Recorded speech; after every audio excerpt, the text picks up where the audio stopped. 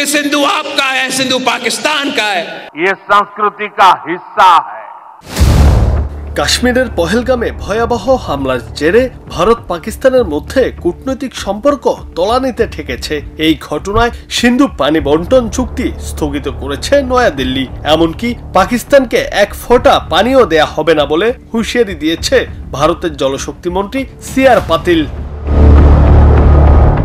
অপরদিকে একতরফাভাবে পানি বন্টন চুক্তি স্থগিত করলে সিন্ধুতে ভারতীয়দের রক্ত বইবে বলে হুঙ্কার দিয়েছেন পাকিস্তান পিপলস পার্টির চেয়ারম্যান বিলাওয়াল ভুট্টো জারদারি। শুক্রবার 25 এপ্রিল সিন্ধু প্রদেশের শুক্কুর জেলায় পিপিপির এক সমাবেশে বিলাওয়াল এই কথা বলেন। দ্য এক্সপ্রেস ট্রিবিউন এমন তথ্যই দিয়েছে।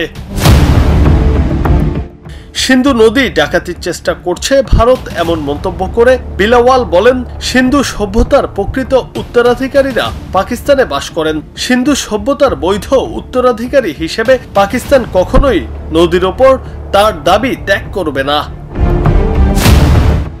পহেলগামে হামলার পর সিন্ধু পানি চুক্তি থেকে ভারত একতরফা সরে আসার প্রতিক্রিয়ায় বিলাওয়াল ভুট্টো বলেন, ভারতের প্রধানমন্ত্রী নরেন্দ্র মোদী সভ্যতার উত্তরাধিকার লাভের জন্য চিৎকার করলেও প্রকৃত রক্ষকরা পাকিস্তানের মাটিতেই আছেন।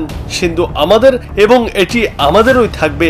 এই সময় ভারতকে সতর্ক করে তিনি বলেন, হয় পানি না হয় তোমাদের রক্তই এই নদীতে প্রবাহিত হবে।